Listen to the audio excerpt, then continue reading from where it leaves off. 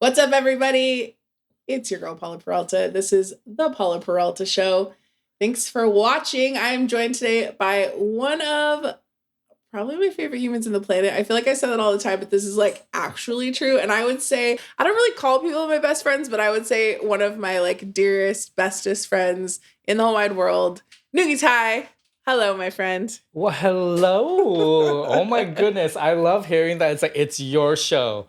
I've been on many platforms with you throughout the years, but I love hearing that so much. This is your show. Thanks. And yes, I am thrilled to be here. And I can't wait to be on many more platforms of your show.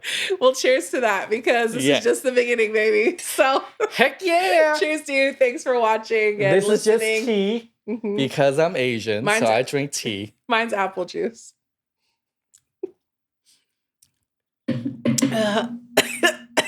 Hey, you need to get used to your tea. Yeah, it's fine. I've spent enough time with you. You think I'd be used to it by now. Yeah. Anyway, so if you guys don't know, Noogie Thai is an incredible hairdresser. 2-time Emmy Award winning, by the way. Yeah. No big deal. Also, how many times have you actually been nominated? 5, 6 maybe? 7? No, 5, 6. Let's go with 5, 6. 5 or 6 times. Yeah. Also, you've won 2 times. That's pretty major in and of itself. Just 2. I appreciate it. I love it. It's all good. We should have brought your Emmys and like put them on the table here with us today. Next time. Okay, perfect. On your next show. I love that you're already bringing yourself on the next, like on the next episode. Excuse me. Yeah, I'm going to be on all of your shows. It'll be Noogie Thai Hello, part 2. This is just part 1. She's going to have me on the next installment of this show too. You have so much faith in me. So thank you for that. All the faith. Okay, so let's start off because some people might not know. So let's talk a little bit about like kind of who you are, where you're from. And I want to dig deep into like, you know, you can start off talking about like all the way where you're from, or just give us the overview and we can dive a little deeper later. Oh, Lordy. Where I'm at, where I'm from is like, it's pretty much a big category. But as in right now, I consider myself the editorial director for Paul Mitchell Systems. I am also a freelance stylist out there in the world. I'm a union 706 hairstylist that works in TV and movie. So that's where my world lies in. My background has been pretty much in the Paul Mitchell world, which I love. That's where I started with cosmetology school. That was my second career. Before that, similar to you, I worked in the office. What kind of office? In the Department of Education for the University of California, Irvine, that did a lot of, they did a whole lot of things, but I managed a lot of education programs that I was kind of overseeing. So that was my world before hair. Education. So yeah, it's like it kind of came around like full circle where after college, I was in education and I was like, oh no, I don't want to be in the office. I want to do something different. I went into hair and then I circled around and I was like, okay, cool. I'm in education. And now again. you're in education managing hairdressers. But I'm not in the office, so it's great. True. Hey, I'm not dissing offices. I freaking love an office. Totally. But that's not where my world lies in. I love doing hair in every facet of where the hair world takes me. And so most people don't know, like, so you talked about being a union hairdresser. Shout out 706. Call me, because I've been calling you for years. But like, let's talk a little bit about what that looks like, because it is kind of a like coveted position for those for people that want to get into film and television. You're either like, you can always be freelance, but you're either in the union, you're union or non-union essentially. So what's the like, what would you say are some of the benefits of being in the union? So hairdressing, you can go everywhere in terms of freelancing, like studios, sets and whatnot. All of which you do, by the way. Yes. But within the union, it's like the union is an entity that kind of represents you, support you, and kind of protects you into that world. And the union world covers union shows, whether it be TV, movie, musical, whatever it is. It's like in that world. So to be in the union, there is a little task that you have to fulfill to get into there. Yeah. And there is benefits to it. So the benefit is you get to work those TV, movies, and whatever jobs that there are. But also you get benefits like health, insurance, retirement, 401k, and all of that falls along that line. Yeah. And if you're a young hairdresser and think that doesn't matter,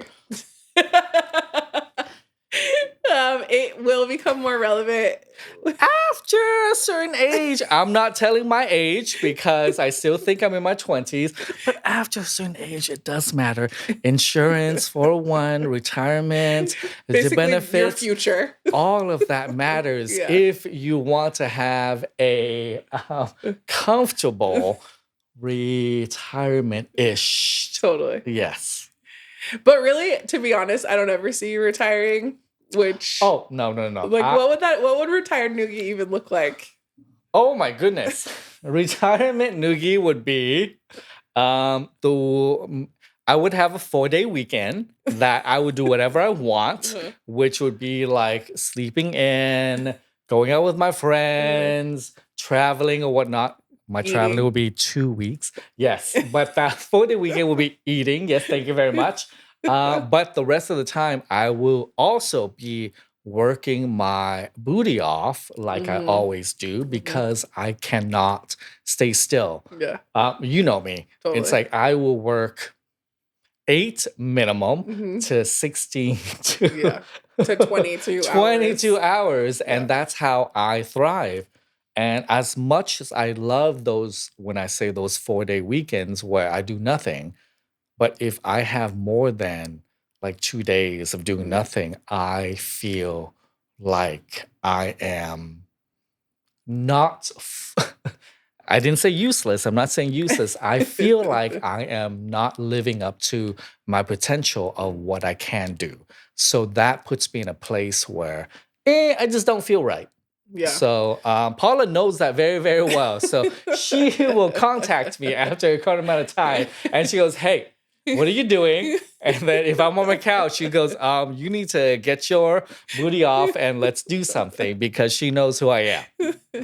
Well, and I think not only that, but it's like I could totally relate and respect it. Cause it's like sometimes when you're deep into a project, it's like all you can see for the life of that project is the project. And then once you're out, you take a day to sleep and then you reconnect with all your friends you haven't seen for ages. But I think, as a creative, there's like this fine line between kind of that creative haze and like a decline of your mental health where like it's such a fine line because like you said, we do need time off, but if you take too much time off, you start to feel like I'm never going to work in this town again. Like I'm never going to book another job. And it's this interesting balance. And so like, that's one of the things I appreciate about our friendship is that we both totally get it when it's like, hey, I'm just like in the weeds right now with like work. And it's like, great, I'm here. And then also when it's like, okay, you've now had 2-3 days of sleeping, like I'll be there in 15 minutes, put some pants on, we're going to eat, like, or whatever that is. It's that mentality that we have. Yeah. That's why I appreciate. We work our behinds off. You can say ass on no, I'm not going to say that. Nalgas. We work our nalgas off. Our nalgas. Yes. But I thrive on that. I appreciate that. I thrive on that. And I need that. Because if I don't, then I'm like, what the heck am I doing with my life? It's not that we're not working, but I need to be in that environment. It's like, I see you and me. It's like, that's why we click. Because I see you do 10 billion things, not within a week, within one day.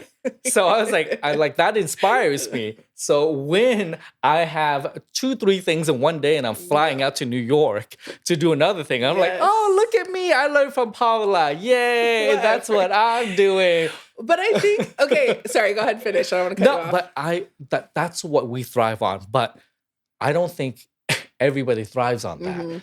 I need everyone to fit their own work mentality and what their work is. It's like, don't work to the point where you're dying. It's like, that's not the point.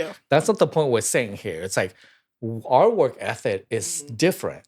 It's like, we thrive on that. We need that. So we gravitate towards that. I need you to gravitate towards what works for you. Totally.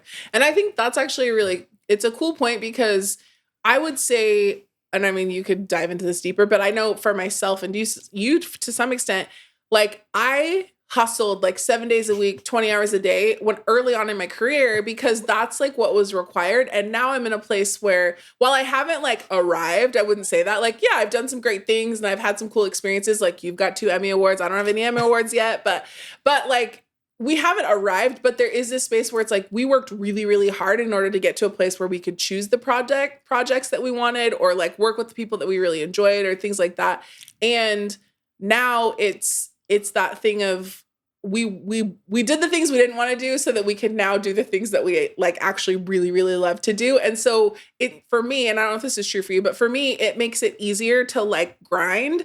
Not because it's not the same kind of grind that I used to do. Like, it's like, no, I will hustle and wake up early or stay up late or whatever that is, because it's something that I actually care about and like feeds me creatively. And yeah, it's exhausting. And sometimes I'm like, all I want is like a day where I don't have to wake up according to an alarm. Like, that happens. But I think that often I see with young hairdressers, and not just young hairdressers, but people in general, it's like they want to be able to pick and choose without kind of doing some of the work that leads up to that and creates that, whatever that looks like. I want to focus on what you just said, like in the middle of that, like great monologue. Yeah, great monologue is what we've arrived. What we've arrived, it's like different for everybody. And to the younger standpoint, as long as you have a certain like number in your followers, or like you're seen on their feed, you've arrived. But what's arriving in each person's or each professional person's standpoint is completely different. Totally. So I need everyone out there to understand, to not compare themselves to what is out there in I've arrived. Thank you for mentioning my 2 Emmys and stuff like that. I don't think I've arrived anywhere. Yeah, same. I've just made a place in a bookmark of my career. Yeah. Have I arrived? Oh, hell no. I have yet to do what I'm meant to do. Yeah. You, when I've seen your platform and everything that you've done I love the recently, everything. Hello, Miss, I did freaking Kwana on the Met Gala. Excuse me, like in the last, like how many, 3-4 weeks? Okay, so it's like that's another arrival. Totally. So when I think of that, it's like, don't have that standpoint of looking at other people's, I've arrived. I need you to just step up to every single achievement that you've done. Yeah. And I think that actually brings up a really good point, because is there anywhere where you would have guessed what your career would have like, and the way it's showed up to this point? Were you like, I'm going to graduate from hair school, and then suddenly these are the things that are going to happen, and then I'm going to win an Emmy, and then at some point I'm going to win another Emmy, and then like, do you feel like that was something you could have predicted? No, I've never predicted that, because everybody's like goals and set 5-year plan, spiritual, whatever it is for them. It is whatever it is for you. Totally. I, in the beginning point, was like, oh my God. It was like people put in my head, I was like, you need to project, you need to visualize, you need all that stuff. And I was like, oh my God, that was horrible for me, because I visualized and I projected all that stuff. It never happened. So I don't do that. Yeah. For me, it's all like, I am always leading myself into the path that I feel comfortable. Yeah. And what is universe, God, whatever you believe in, that has cemented certain things in your career path, your life, whatever, that kind of projects you in that path. I follow that. In the beginning, I was like, oh my God, I'm all about this and I'm all about that. I'm going to visualize all that. Yeah. It never came to fruition.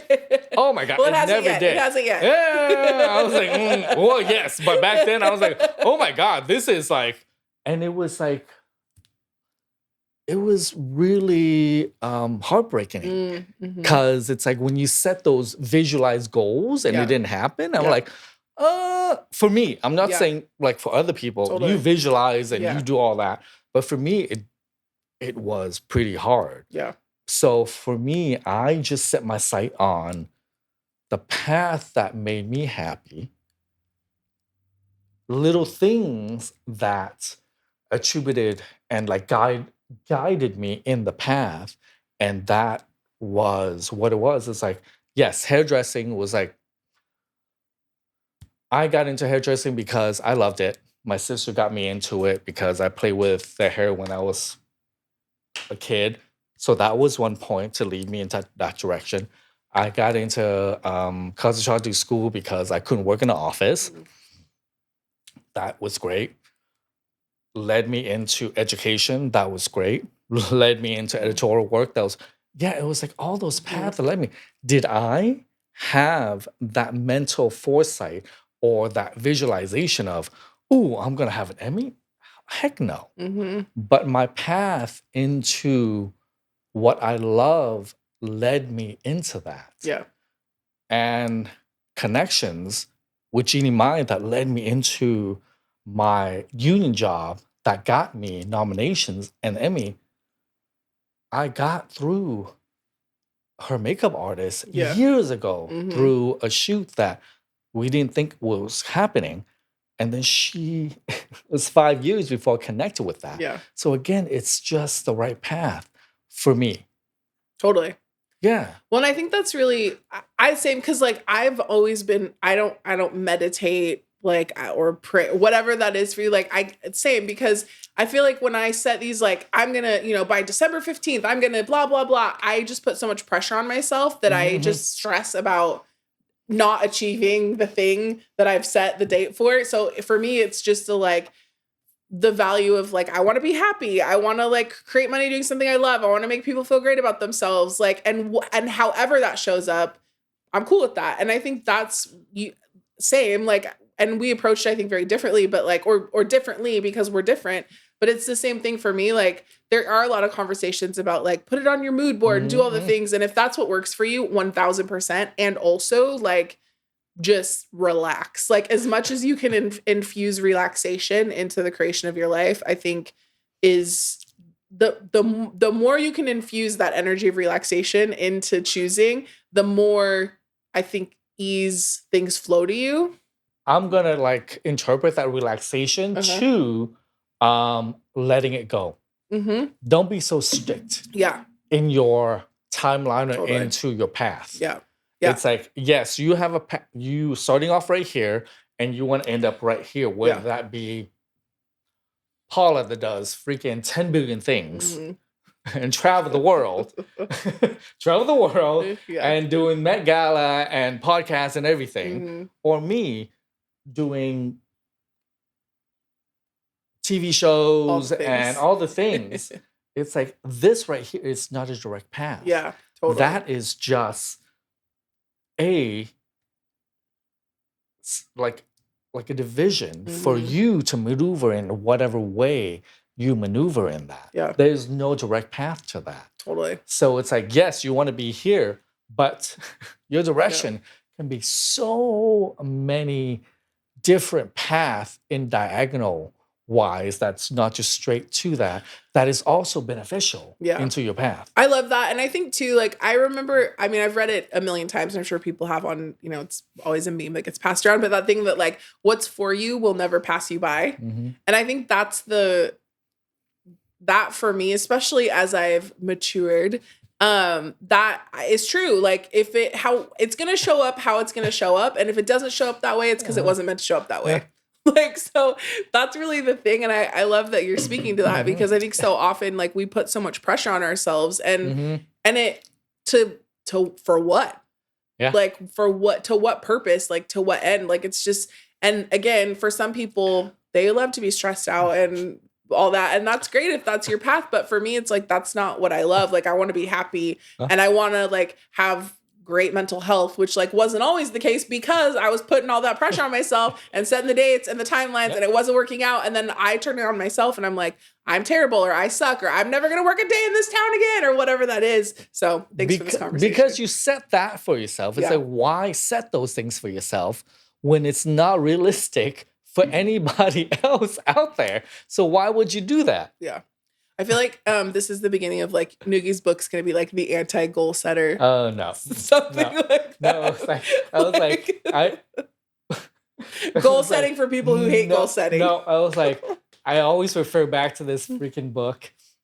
Everybody's read it. The Alchemist. I thought you were going to say the Tao of Pooh. No.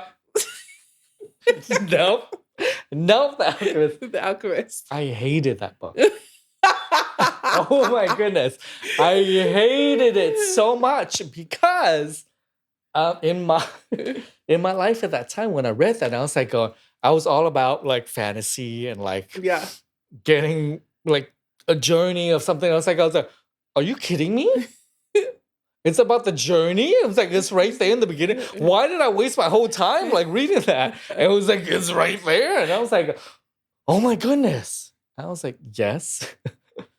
Now that I'm older and more mature, I'm only like 20-something. The ripe old age of 20-something. Yeah, 20-something. More wiser. I was like, okay, I understand it. I get it. So you have to appreciate where you've gone to the achievement or what you've gained from it. So if you were right here and you knew you wanted whatever it is, it's like, I want like a freaking Ferrari. And you just got it right away. Do you appreciate it? Oh, hell no. You can crash it in 2 seconds and you're just like, oh, cool. Yay, I just got it. I was like, but if you have a circumvent like freaking The Alchemist, it's like, hell yeah, you're going to freaking protect that. Yeah. Okay, so question then. Do you think that if you were to tell younger Noogie that, like, hey, just relax and trust that, like, if it's for you, it's not going to pass you by, do you think you would have listened to yourself? Like, if someone had told you that in the, like, I don't know, how many ever years ago? Yes. Someone who told me that, I would have taken that to heart. But again, it wouldn't have applied to me because all of the stuff that I've gone through, it was pretty much brought you to where you're at. It's like, I never got what the heck I tried to achieve at that point. So it was like, okay, you're right. But again, it wouldn't have deterred me from doing what I did, which is great because that's what led me to who or what I am today. Okay. Yeah, because I'm always curious about that. Because obviously, as I've gotten older, I've learned a lot of lessons. Like, I've tripped and fell a lot of times. I've still, even as an adult, like I make, we'll say discoveries. I make mistakes. I make mistakes. I make bad choices that don't work out. And I'm like, that was stupid. But also, I'm much more gentle with myself now, I think, as I've gotten older. Like, I'm just like, all right, cool. So you learned the lesson. Like, you're probably not going to do that again. Let's keep it pushing. And so I always wonder, like, when people are like, what would you tell? Well, let's do that. Okay, so what would you tell your younger self? No, it's like, I love that question. It's like, I get that a lot. And it's like, I would tell myself this: don't let fear get in your way. And it's always gotten my way. Yeah. It doesn't freaking matter. I can tell myself, your parents can tell you, dad can tell you, grandma can tell you, freaking your love can tell you can tell you every single freaking 5 years. It's still gonna happen. It don't matter. Yeah. Fear still gets in my way. But with each year, it just gets a little bit more dull. Yeah. It's like you still experience fear, but it's less now than it was. No, it's still the same, but I'm still gonna freaking do it. It's like your resilience gets in the way. Your fear doesn't dissipate. My fear amount, whatever it is, throughout the year is still the same. But my resilience, my strength kind of my callus has built up to it where I can fight you better. So what is the thing that motivates you to push through then? Like if you're scared or like you're experiencing that fear, like what is it that actually Experience. What do you say more? What do you mean? Experience. Oops. It's like, yes, that's why you see older people being freaking horrible and like very callous in their response to things is because they have so much callous and like build up like strength. I call it strength, but I say it's armor throughout their life. So in my sense of the word experience is the armor that I've built through the years of being in front of people, being in front of stages, being in front of experiences, being in front of people that have made my skin tougher to have that callous, not callous in terms of not appreciating and being like surface level to things, but to be strong in terms of dealing with the situation that's in front of me. It's experience. It's like that's why experience is so important. It's like if you're just wanting to get from A to freaking Z, you can't get there without all the experience, or you can't appreciate that, or you get to Z where you're just nothing. You have to get to Z where you are a boss, BITCH, because of all of the callous that you have experienced along the way. Yeah. Well, and I think that's such a cool perspective because when you talk about being calloused, so often it has a negative connotation of like, you don't treat people well or whatever it is. Yeah. But I love what you're saying of like that process of going from A to B to C to D to E to F to G all the way to Z. Like you do build up like an armor of sorts where you're like, listen, I know that this is going to be really hard and I am scared, but it's not going to kill me. No, it's funny when I said that word, I was like, holy holy moly. Oh no, holy shit. Holy shiitake. Yeah, it's like, holy shiitake. That there is two variables of that word. Yeah. There's a callus of that, and there's a callus. I was like, oh, wow. Yeah. There is that where people can take it that way. But my callus is building up strength, building up experience that you can muster through and deal with whatever situation that's in front of you. Yeah, that's cool. I love that. And I think that's like, it's definitely a great reminder of also hearing you speak to like you still experience the fear, but you like you just don't let it consume you. You're just like, all right, I'm gonna, deliver the thing. Did I say it didn't consume me? I didn't know it. Well, but I think it's one thing to experience the fear, but if you're still doing the thing, like. But yes, sometimes I do let it consume me, but do I work through it? Heck yeah. Yeah. Not to be metaphysical. Please be metaphysical. I will be metaphysical and very sci-fi. We love metaphysical sci-fi fantasy, because it's me. One of my favorite genres of things is sci-fi. From the book to the movie. It's Dune. I haven't seen it, and I haven't read it. Okay, there's so many things. There's Dune the book, by Frank Herbert. There is Dune the movie in the I think late 80s by. Oh my goodness, I can't remember his name because he's very prolific in that sense. Sting was in it. Oh my God, I can't. But there's a new Dune, whatever. But there's a part in it where the main characters awaken to things. And there's a lot of moments. There's one he was tested, and the tagline is, oh my God, you got to look it up. Fear is, I would not let fear, I would let fear pass through me. Yeah. Yeah, it was like this one test that he had. I don't know the whole saying, but in the end, it was like, fear is the mind killer. Mm. Fear is whatever I would let fear pass through me. And that's how he passed that test, or Yeah. else he would die. It was like, yeah, it was like the test of a human being, that if you don't if you let fear kind of Stop you. stop you Yeah. or be your whole entity, you won't survive. Mm-hmm. Mm. Well, then, guess I'm gonna have to go watch Dune. Oh my or God, read there's it. so many dudes. Because the new It's one's like, with Zendaya, right? yeah, Which, but they did have that scene. They did Uh-huh. have the scene in that. I'm surprised they didn't cut it out, but it's not as like potent as the original. But it was like, I wish I could quote you the whole freaking thing, but I was like, oh, I can't, because I'm not that much of a nerd. I wish I was. Fear's a mind killer. I would let it pass through me. That's all I know. yeah. But oh my God, there's so much more.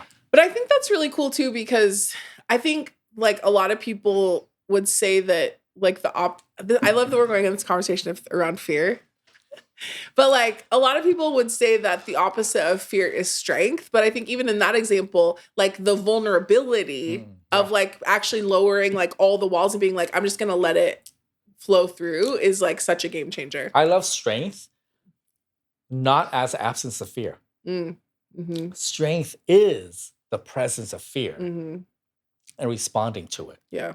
Or strength is you having action in the presence of fear. Mm. So what do you like? Okay, so we're gonna get a little personal here, but like, so the fear comes up, and you're like, all the things we hear, I can't do this, like I'm not prepared for this, what people are gonna laugh at me, whatever, all the insanity that kind of runs through our brains when we're like, oh, like what's your first step towards like addressing that? I mean, you did say sometimes you're just with it and you're like, listen, I'm fucking scared and I'm just gonna whatever, lay in my bed or whatever that is, however you manage that. But like, what's the first step that you would take towards like working with it, working through it, overcoming it, letting it pass through you? I tell myself that I care. Okay, say more. What do you mean? That's all there is. It's like, when you're in a fear state, why are you in that state? I don't know. Yeah, exactly. Because you're tied to like a result? Yeah, you're tied to so many things. Tied to result, I'm gonna fail, I'm gonna not do well, blah, blah, blah, blah, all this stuff. And it was like, oh my God, I'm not going now. Yeah. I'm not gonna do all this stuff. It's like, but why do you have all that in your head? Is because you care. Yeah. Because if you didn't care, why would you have all that fear? Yeah. You could just go there and just flop it. It's like, oh, look, oh, well, what the hell? I was like, okay, whatever. But it's because you care.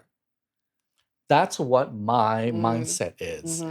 I can't sleep at night, blah, blah, blah. The next day, it always works out for me. Yeah, I'm just saying. It's like, because you wouldn't be put in that state no matter who you are, if you are not talented enough, you don't have the credential enough to be in that state. Unless you lied on the resume and it's like the first time, then it's like, good for you, great. But I'm just saying, if you are not in the credential, like company wouldn't put you in that state.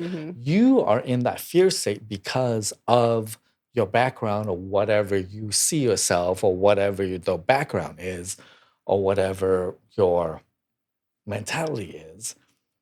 But you have to tell yourself, the first thing is because you care. You care that you fail. You care that you're not going to represent. You care that you're not going to do a good job. You care that you are not going to represent. You care that you're not going to show the audience what you're going to show. So once you know that, it's like, okay, I care, cool. Now let's move on into all of the other areas that you pretty much already have set down. Mm-hmm. But that fear and that pull is because fear and failure. Mm. And I actually love that. That's so brilliant. I've never thought of it that way because so often when you're afraid, it's like you almost try to gaslight yourself out of the fear. Yeah. Like you try to be like, what are you afraid of? Like slap yourself silly or whatever. Yeah. But I love that, again, the thing about the vulnerability, like being willing to be like, it's okay that you're scared. It's okay that you, whatever that is, and whatever story you want to tell yourself. But what's actually true here is that you're invested, you care. Yeah. And so be gentle with yourself. And I think that it's wild. You just blew my mind, Noogie. But it's also wild because we think that berating ourselves into like taking action is actually the thing that, and this might just be my trauma speaking, but like we think that berating ourselves or like hyping ourselves up is the thing. But what you're actually suggesting is that if you just kind of be gentle with yourself, relax, be vulnerable, and just say, yeah, you know what? It's fine. You're totally scared and you got this. I think we berate ourselves enough Yeah, in anything. Yeah. And in life, we have that negative speak in our heads. And no matter what, it's always there. So in this circumstance, let's just say that we don't berate ourselves, that we care about this. But also, too, when you push that too, why we berate ourselves, it's like, there's so many other reasons, but also, too, it's like, why are you berating yourself? Yeah. It's well, and none of that has anything to do with your ability to actually deliver. Oh my God, it has nothing. So it's like, but we then spin this other story that just takes us away from the thing we're trying to do. You spin everything. Yeah. So it's like for that minute entity of your professional display, just know that you care. That's really cool. Thanks. All right, so we're moving from a book into some sort of like book? What motivational documentary, right? What You're just talking about your... I don't know what book. We moved away from doing it a long time ago. No, I'm saying you're going to write your own book, or like you're going to have some sort of like motivational Noogie's school for people that are afraid. No, unless you write it. I'll ghostwrite. I will gladly ghostwrite your book. Yeah, unless you can ghostwrite it. Done. Say less. Do it. Done. Perfect. Okay, I want to shift gears because you did mention, we've mentioned the Emmys a couple of times. And I know you won both of those Emmys for your work with Jeannie Mai, who's someone I know that's very dear to you. But one of the things I'm really curious about is in your creation of looks with her, like if you go through the catalog of looks that Jeannie has served as a result of your beautiful hands in her hair, how much of like what you create with her is like her vision, how much of it is yours, how much of it is a collaboration? Like what does that look like? So say for example, I know you just did an event with her. What does that look like when you're going into a look? Great question, because that actually is relevant for anybody that is a freelancer that works with anybody out there, wherever they meet them first hand, or for me, many, many years. I have to say, my journey with Jeannie, she is now pretty much family. She's like my sister. I'm like, actually, is she my sister? I don't even know. I'm like her uncle. Whatever. Age, whatever. We're family. Whatever. But in the very, very beginning, I only got in contact with her through her makeup artist at the time. Been with her in the beginning.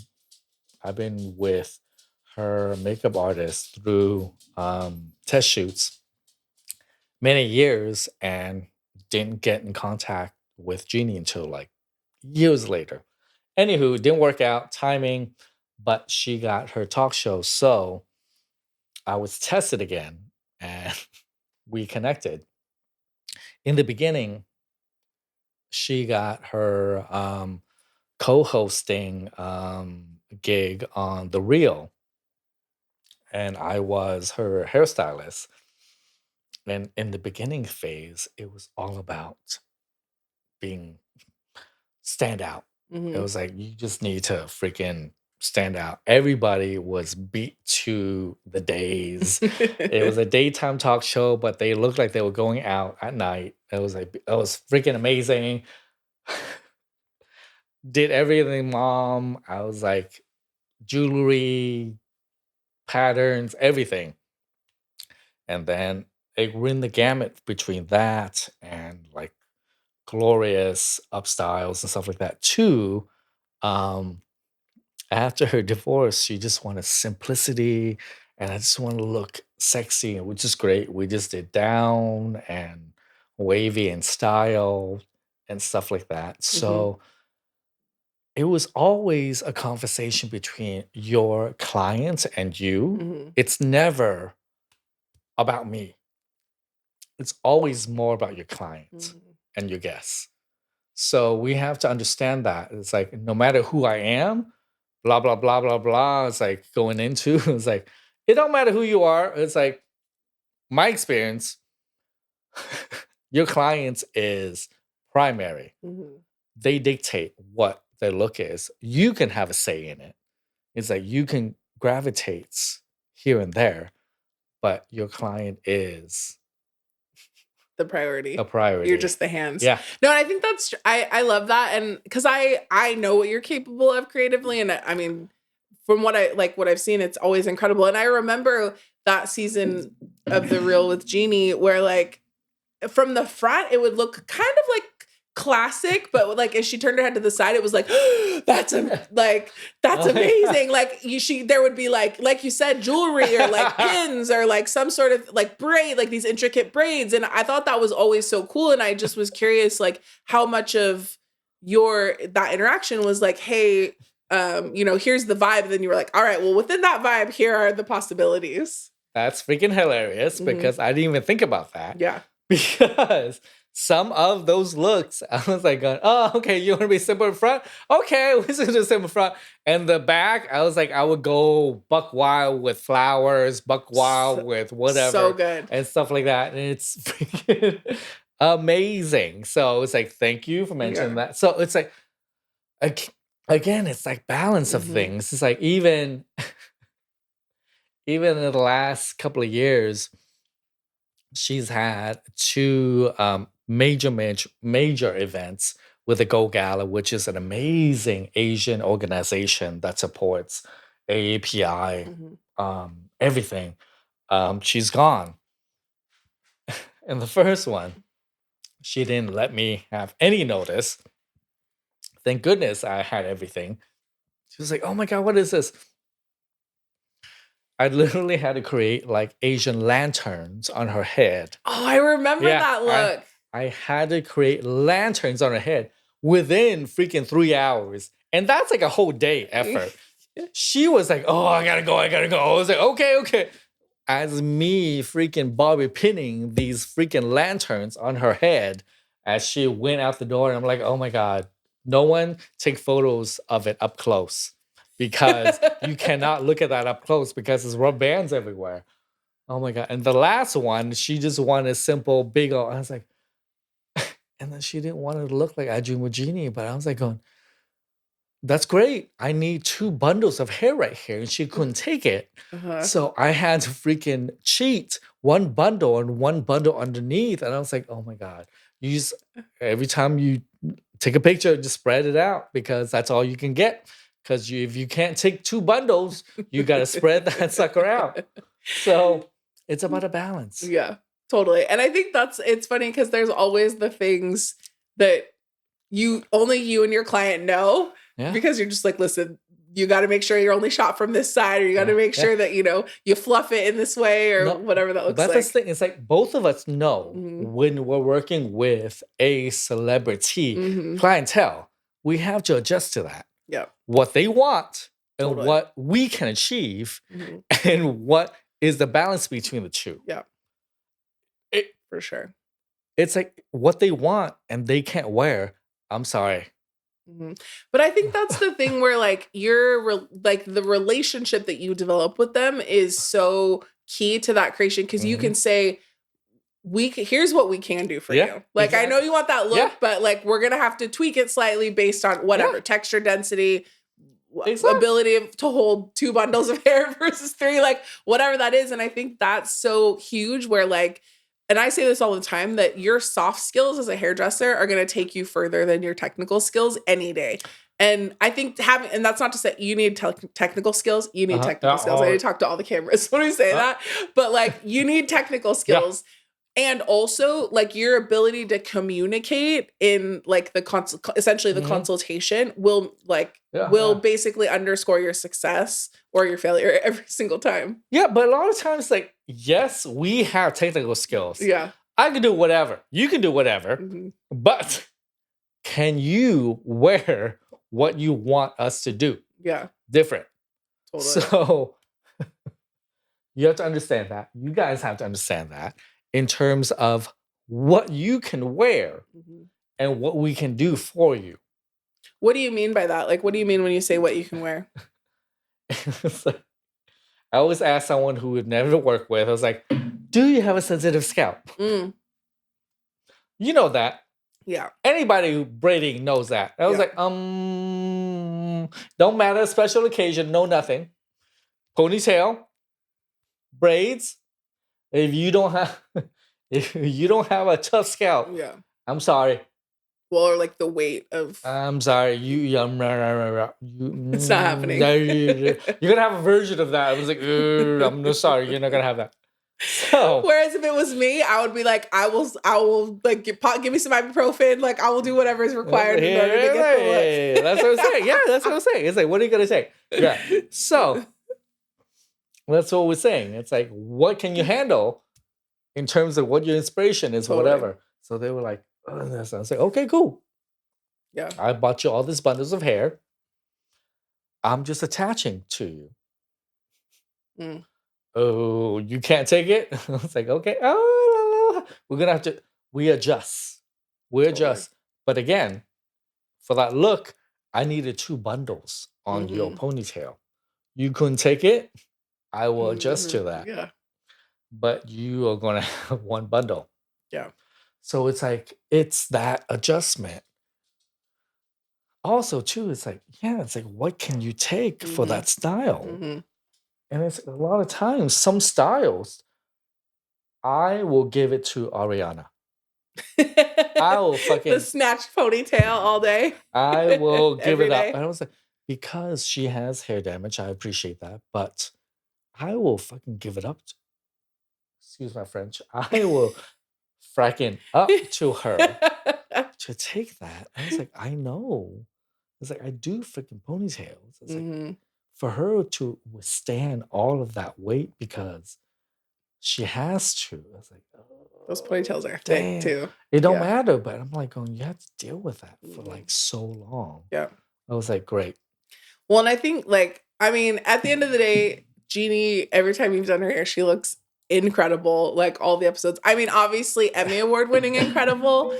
So I'm not there yet, but you know, I think like that's at the bottom line. It's like your ability to balance like technical, creative, her vibe, and then also like what is actually going to work, which is an important component that a lot of people don't even talk about, is so cool. So congratulations again on 2 Emmys. And also something else, the fun fact, I don't know if you know this, but this podcast is actually sponsored by Vagaro. And Jeannie is going to be at Iconic 23 this year. So it's September 24th and 25th. I don't know if you knew that. I didn't know until we were at the premiere show in Anaheim and I saw the banner. I've been working with Vagaro and I didn't know. What is this? What is this? Repeat that again, please. It's September 24th and 25th in San Diego. Okay. So I'm pretty sure actually you're on the docket. If not, I'm bringing you on a panel. So. I might have to just visit San Diego to mosey on just down. Be like, hey, everybody, what's up? I know. I think Jeannie will probably need her hair done. Jeannie will need her hair done. I love Jeannie. But for those of you that are listening to this or watching and you're interested, you can go to vagaro.com and then there's an Iconic buy your ticket for Iconic. And then if you type in the code Paula P, you can actually get a discount. So if you want to check that out, you're welcome. Get that discount. That's right. I love discount. We love what is it? What's the Paula? What's the Paula discount? Paula P. Paula P discount. Paula P discount. Paula P discount. So yeah, but anyway, I think like that's the other thing too. One of the things that I've always loved about watching you work with Jeannie is your relationship, but just also, like I said, the art that comes out of the looks that you guys create together. It inspires me. I think it's really amazing. It's just crazy. I love her. Oh, I love that. I love you both together. Okay, so shifting gears. I want to just kind of we're doing some like quick fire questions for all the guests on. So, as quick as you can as a response, like little. I don't do quick. Hello, I'm slow. I know. Slow. And whatever, you're not slow. So don't cancel me for saying that, by the way. So okay, ready? Are you ready for your quick fire questions? Hold on. Let me finish. Okay. Cheers. Mine's apple juice. Yours is what, tea? Mine is tea. Because I'm Asian, if you can't tell. Look at my eyes. That apple juice tastes funny. It burns. It's fermented. It's fermented. Okay, now are you ready for the quick fire? No, never. Okay, we're doing it. Welcome to mine and Noogie's relationship all the time. He tells me no, probably more than anything else. Yep. That's probably the word that I hear the most. The first answer is Taco Bell. I love Taco Supreme. There you go. Preemptive question. Okay. So, Noogie, I was going to say, what's your favorite fast food? Taco Bell. Taco Bell. No, it's actually not. I know. My number one is In-N-Out. Why are you cupping your hands like it's a secret? Because there's literally cameras and microphones. Yes, I'm trying to keep it. Is it really In-N-Out? It is actually fast food. Yeah, I did not know that. What's your order? Oh, hold on. Not gonna keep it a secret. Not gonna keep it a secret. My In-N-Out order is double, well done on the freaking patty. Okay. Extra well on the fries because everybody complains about the freaking fries, which is it's disgusting. If you don't get it extra well, that's when you get it crispy. So there you go. Do you get it just like with the lettuce, tomato, everything? Oh hell yeah, get everything. Yep. But the fries extra well. Okay. Extra well fries. Uh-huh. And then what do you get to drink? Thank you for asking that because my drink is very special. I'm not gonna do that.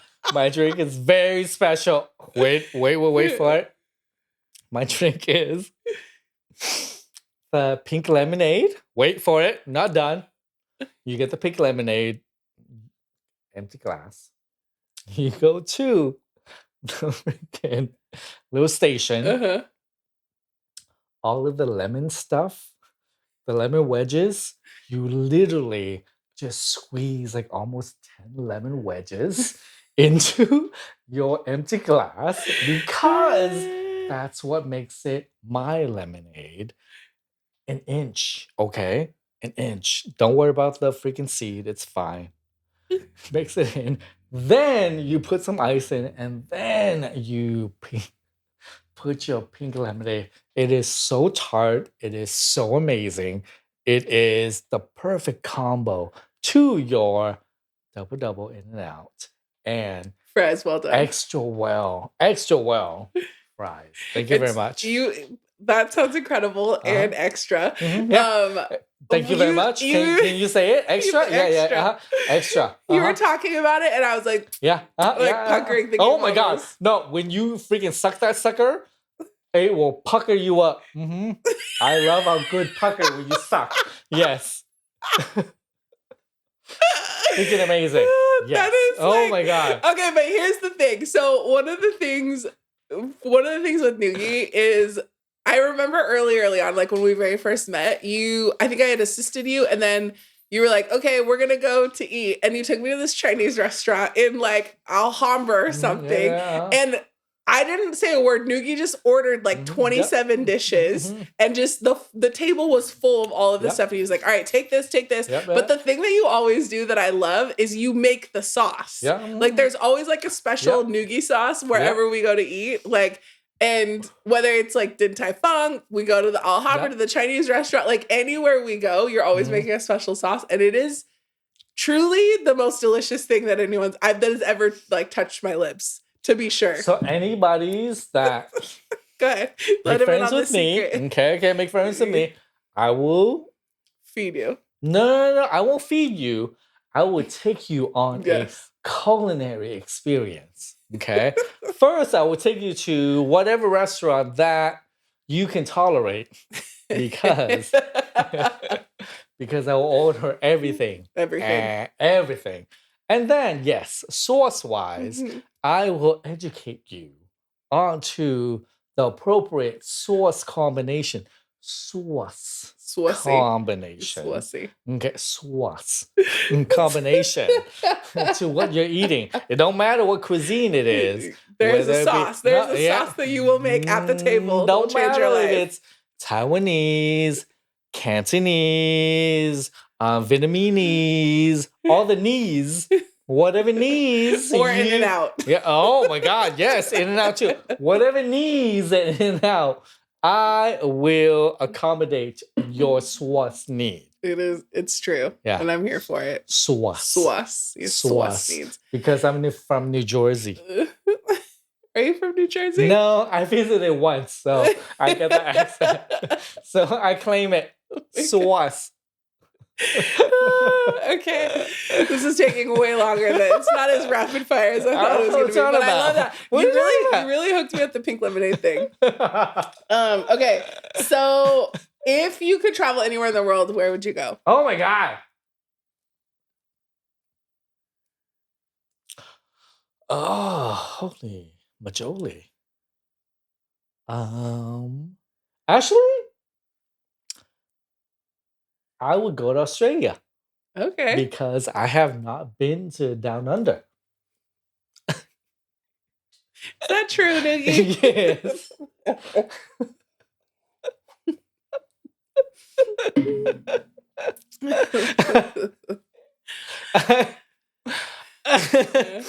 I haven't been down there. Amazing. Yes. All right. Mm-hmm. Moving on. Yeah. Do you have a favorite color? I feel like I sort of know this, but I'm curious. Don't actually know. This depends on what's on. Yeah. I would say like you love black and gold. I know that. Yeah, like things but is that more of like a decor thing? In general, or is it like no, it's a decor thing. Yeah. Yeah. So not necessarily a favorite color. Yeah. Okay. If it's on someone, it'll be copper. Amazing. Okay. Yes. So okay, here's another. This is like sort of rapid fire, but where did you grow up? Like, where are you from originally? I was born in Vietnam. Mm-hmm. I was born in Vietnam. I was born in Vietnam, where it used to be Saigon. Now it is Ho Chi Minh City. It is not a secret. That's what it is, but you just for effect. Exactly. But Saigon should be in secret. But right now it is Ho Chi Minh City. Okay. He was coming up for one of us. Yes, exactly. It's true. Tucker loves Noogie. Yes. So I was born in what was Ho Chi Minh City, which was AKA Saigon. Mm-hmm. Cool. How old were you when you came to the States? My family came over when my family came over in 86. I was around 8-9 years old. Amazing. So I'm still 20-something. Right. So it wasn't that long My ago. math is still very, the math very... is mathing. Yeah, my math is still very accurate. Yeah. No matter what I said when we came over, it just stops. Right? Yeah. Okay, so your perfect day, if you were to describe your perfect day, what would that look like? Oh my God.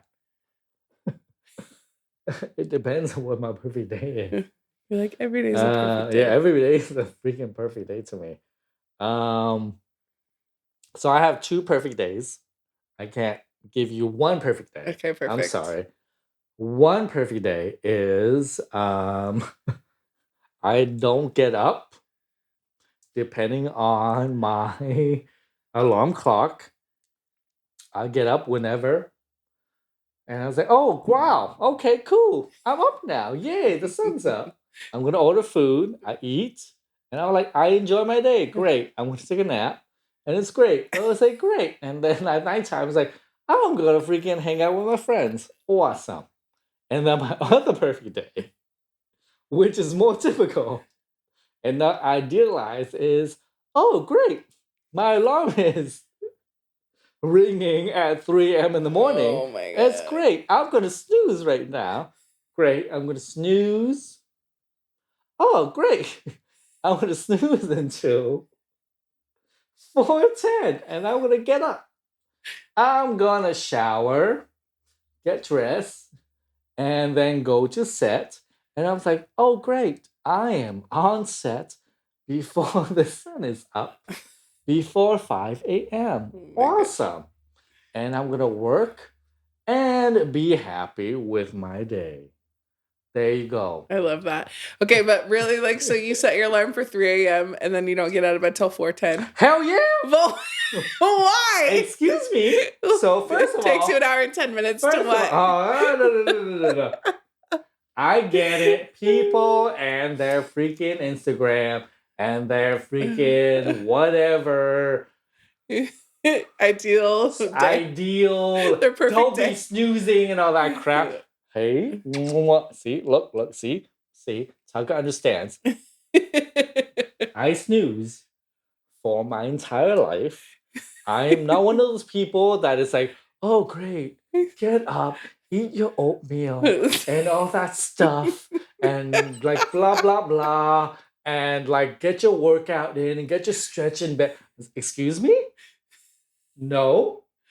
I will snooze at least 4 to 5 times before I need to actually get out of bed and then get my Dunkin' coffee and then get to work. Thank you very much. And that is when I get to my place of work, that is 5 a.m. in the morning. Thank you very much. The thing is, I totally hit snooze as well. So I just, but it's really funny. Like, I don't know if I can set for 3 a.m. and just like. No, I would snooze at least 3 to 4 to 5 snoozes, no matter what time I need to wake up. Thank you very much. Thank you for coming to my TED Talks. Yeah, it's like, Tucker, look over there. Thank you very much. Yes. I will snooze 3 to 4 times, no matter what. Tucker's never had to set an alarm a day in his life. Exactly. My alarm goes off in the morning. Yeah, he goes into like full panic. That's why he freaking sits here. So, yes. So, whatever time I need to wake up, I will snooze accordingly. Thank you very much. According to Tucker. There you go. So good.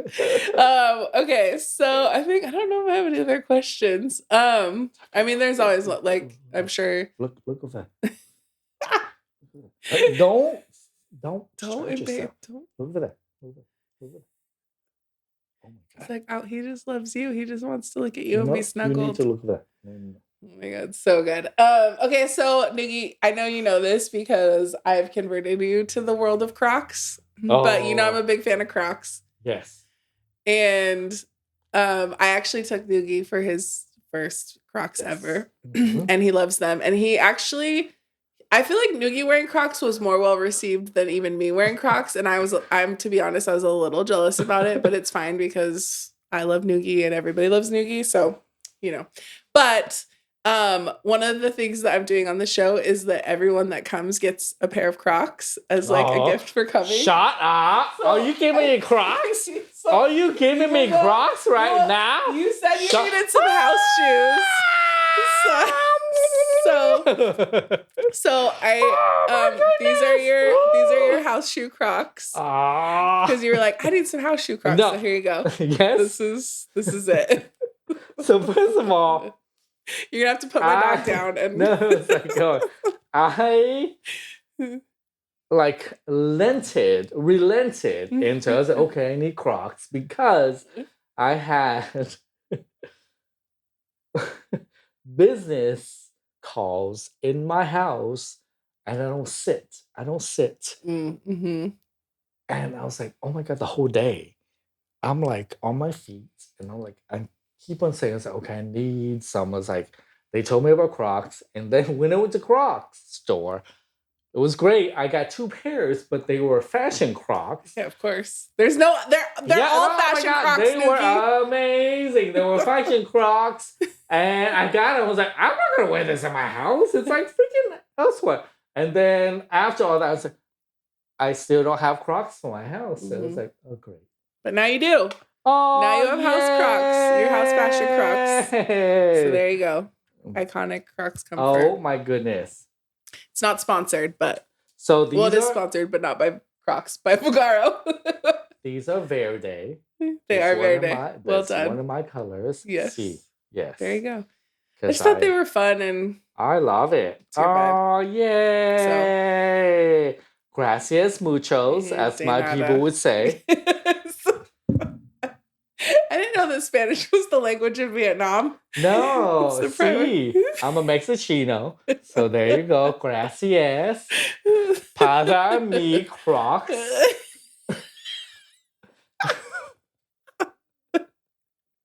Your Spanish is impeccable. Well done, Noogie. Well done. Mucho gracias. Well, Noogie, I love you. Honestly, like, you're one of the greatest, most iconic hairdressers ever, I would say. No, I'm not going to stop it because it's absolutely true. And I think even you don't realize the impact that you've had on the industry in the years that you've been in. But everyone that I talk to loves you, adores you.